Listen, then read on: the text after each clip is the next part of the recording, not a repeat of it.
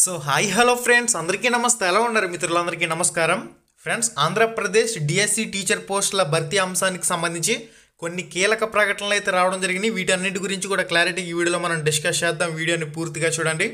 First news వచ్చేసరికి ఈనాడు news పేపర్లో main ఎడిషన్లో publish కావడం జరిగింది. ఎన్నికల కోడ్ ముగియగానే మెగా డిఎస్సి, విద్యా సంవత్సరం ప్రారంభంలోనే ఉపాధ్యాయ పోస్టుల భర్తీ, జూన్ జూలై నాటికి పోస్టుల భర్తీ పూర్తి చేసే అవకాశం అన్న టైప్లో మనకి న్యూస్ ఆర్టికల్ అయితే పబ్లిష్ చేశారు. సార్వత్రిక ఎన్నికల సమయంలోనో లేదంటే ఎమ్మెల్సీ ఎన్నికల సమయంలో మాత్రమే డిఎస్సి అంశం అనేది గుర్తుకు రావటం అనేది ఏమాత్రం సరికాదు.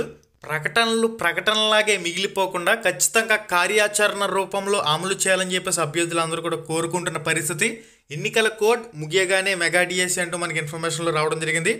పట్టభద్రుల ఎమ్మెల్సీ ఎన్నికల కోడ్ ముగియగానే మెగా డిఎస్సికి నోటిఫికేషన్ ఇవ్వనున్నట్లు విద్యాశాఖ మంత్రి నారా లోకేష్ వెల్లడించారు.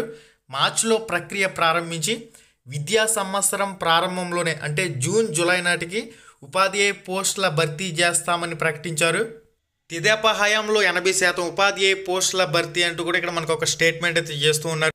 ఏదైతే ఎన్నికల సమయంలో హామీ ఇవ్వడం జరిగిందో 16,347 పోస్టుల భర్తీకి సంబంధించి తొలి సంతకం కూడా జరిగిందో వీటన్నింటినీ కూడా కార్యాచరణ రూపంలో అమలు చేయవలసిన అవసరం అయితే ఉంది. మనకి నెక్స్ట్ అప్డేట్ వచ్చేసరికి ఆంధ్రప్రభ న్యూస్ పేపర్లో మెయిన్ ఎడిషన్లో పబ్లిష్ కావడం జరిగింది. మెగా డిఎస్సి మార్చ్ 10 తర్వాత నోటిఫికేషన్, జూన్ జూలై నాటికి ప్రక్రియ పూర్తి, పారదర్శకంగా బదిలీలకు ట్రాన్స్ఫర్ యాక్ట్, ఉపాధ్యాయ సంఘాలతో సంప్రదింపుల తర్వాతే నిర్ణయాలు. 7 సంవత్సరాలుగా డిఎస్సికి సంబంధించిన ప్రిపేర్ అవుతున్న అభ్యర్థులు గత 5 సంవత్సరాలుగా నోటిఫికేషన్ లేదు. మళ్ళీ ఇప్పుడు దాదాపుగా 7 నెలల సమయం కంప్లీట్ అవుతున్నప్పటికీ డిఎస్సిపై సరైన స్టేట్మెంట్ రాకపోవడంతో ఇటు అవనిగడ్డలో కానివ్వండి, అనంతపురం జిల్లాల్లో కానివ్వండి డిఎస్సి అభ్యర్థులు తీవ్ర స్థాయిలో మండిపడి ధర్నాలు చేస్తున్న పరిస్థితి. రాష్ట్రంలో ఎమ్మెల్సీ ఎన్నికల కోడ్ ముగియగానే డిఎస్సి నోటిఫికేషన్ ఇస్తామని విద్యా ఐటీ శాఖ మంత్రి నారా లోకేష్ వెల్లడించారు. మార్చిలో ప్రక్రియను ప్రారంభిస్తారని చెప్పేసి కూడా ఒక పాయింట్లో మెన్షన్ చేయడం జరిగింది. విద్యా సంవత్సరం ప్రారంభంలోనే టీచర్ పోస్టుల భర్తీ పూర్తి చేస్తామన్నారు. జూన్ లేదా జూలై నాటికి ప్రక్రియ పూర్తవుతుందని స్పష్టం చేశారు. ఇది గైస్ విద్యాశాఖ మంత్రి నారా లోకేష్ గారి నుంచి వచ్చిన అఫీషియల్ స్టేట్మెంట్. ఇప్పటి వరకు ఉన్న డేటా ప్రకారం సమాచారం అయితే ఈ విధంగా ఉంది. డిఎస్సికి సంబంధించి ప్రిపేర్ అవుతున్న అభ్యర్థులు గత 7 సంవత్సరాలుగా కోచింగ్ అంటూ, బుక్స్ అంటూ, ఇతరేతర ఖర్చులతో, హాస్టల్ ఫీజులు అంటూ, రూమ్ రెంట్లు అంటూ వేలల్లో లక్షల్లో ఖర్చు చేసి డిఎస్సికి సంబంధించి ప్రిపేర్ అవుతూ నోటిఫికేషన్ కోసం ఎదురు చూస్తున్న పరిస్థితి. తీరా చూస్తే 5 సంవత్సరాలకు ఒకసారి జరిగే సార్వత్రిక ఎన్నికల్లోనూ, మళ్ళీ టీచర్ ఎమ్మెల్సీ ఎన్నికల సమయంలో మాత్రమే డిఎస్సి అంశాన్ని తెరపైకి తీసుకురావటం, రాజకీయ లబ్ధి పొందటం అనేది ఏమాత్రం సరికాదు. ఇప్పటి వరకు చేసిన ప్రకటనలు చాలు, ఇకపై కార్యాచరణ రూపంలో మాత్రమే చేతల్లో చేసి చూపించవలసిన అవసరం అయితే ఉంది. విద్యాశాఖ మంత్రి గారి ఈ ప్రకటనలన్నీ కూడా చేతల్లో అమలు చేయవలసిన అవసరం ఉంది. అదిగో ఇదిగో అంటూ గాలి ప్రకటనలుగా మిగిలిపోతే మాత్రం తీవ్ర స్థాయిలో అభ్యర్థులు మండిపడే పరిస్థితి ఏర్పడుతుంది.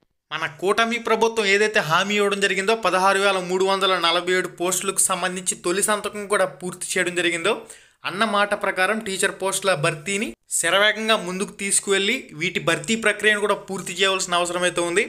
మార్చ్ ఏదైతే మీరు ఇస్తూ ఉన్నారో ఈ డేట్ ప్రకారం ఖచ్చితంగా నోటిఫికేషన్ రావాల్సిన అవసరం అయితే ఉంది.